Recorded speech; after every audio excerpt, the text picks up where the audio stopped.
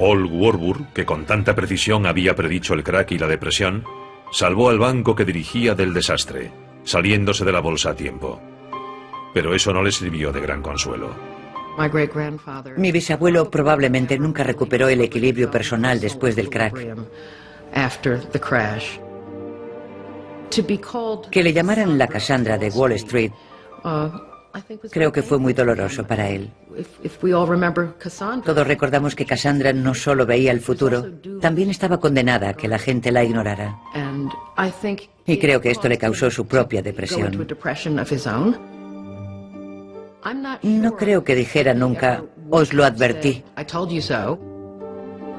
Creo que sintió que era muy trágico, que toda esta depresión mundial podría haberse evitado o esquivado al menos, que no tenía por qué haber sido tan fuerte. Y creo que eso probablemente provocó su prematura muerte. Murió en el último año de la presidencia de Hoover, cuando todavía no se veía el final.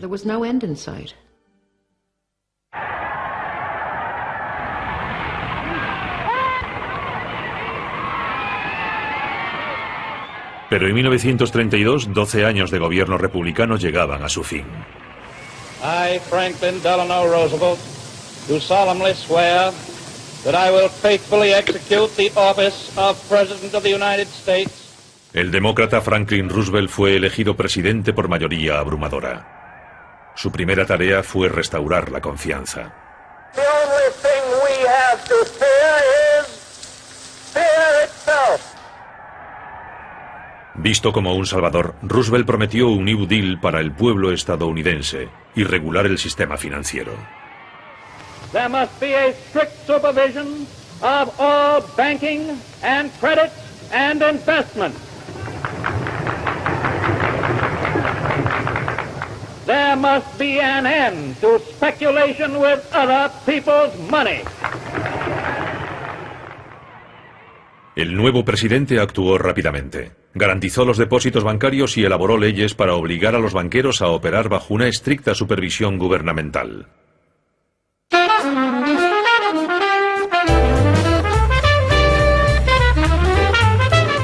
El Comité de Asuntos Económicos del Senado inició una investigación del crack. Se prolongaría durante más de 3 años y las 10.000 páginas de informe desacreditarían la reputación de Wall Street.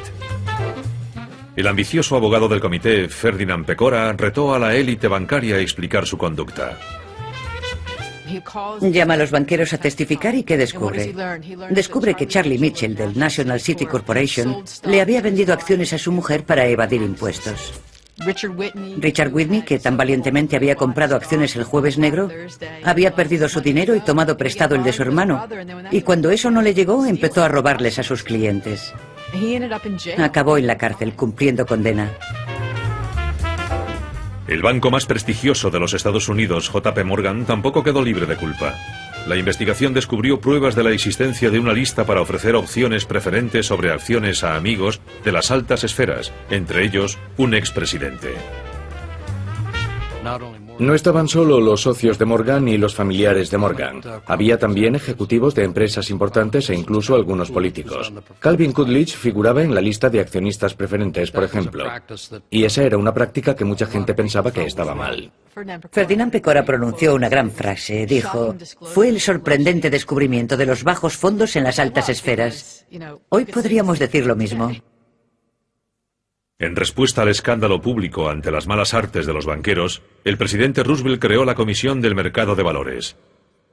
Su tarea sería limpiar Wall Street.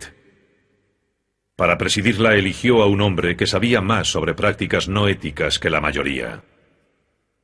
El presidente Roosevelt, cuando presentó la Comisión del Mercado de Valores para regular Wall Street, nombró a su viejo amigo y colaborador Joe Kennedy para dirigirla. Era como poner al zorro a vigilar a las gallinas.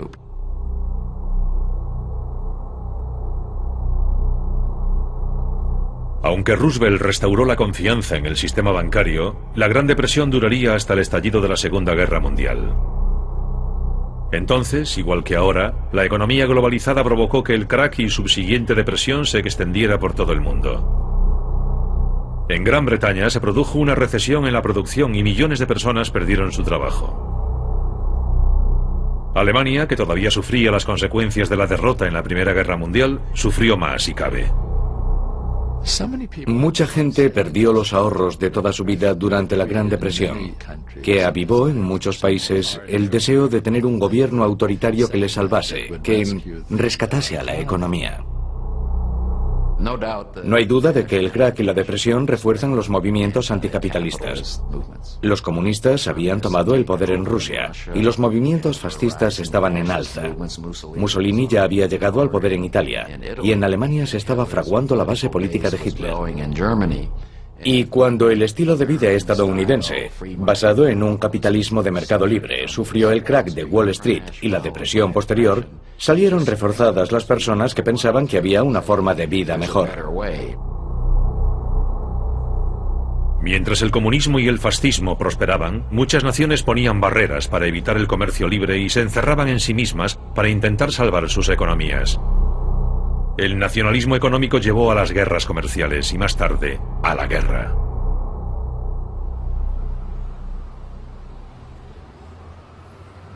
«80 años después, quienes recuerdan la burbuja de los años 20 y el crack posterior, creen que ya han visto todo esto antes».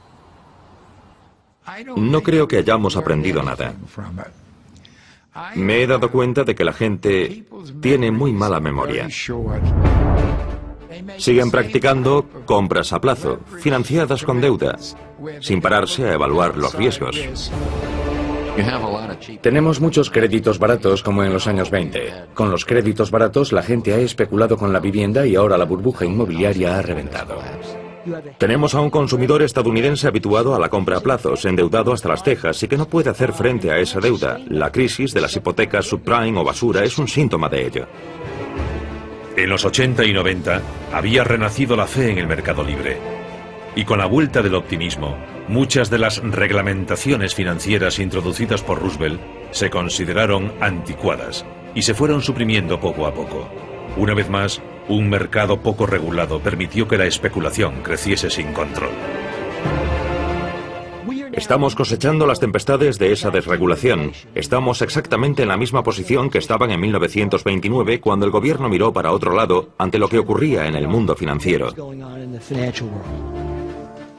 Lo que espero y creo es que el gobierno ha aprendido la lección e intenta dar pasos mucho más activos y mucho más agresivos que los que se dieron en la década de los 30 para intentar frenar el sufrimiento y el declive.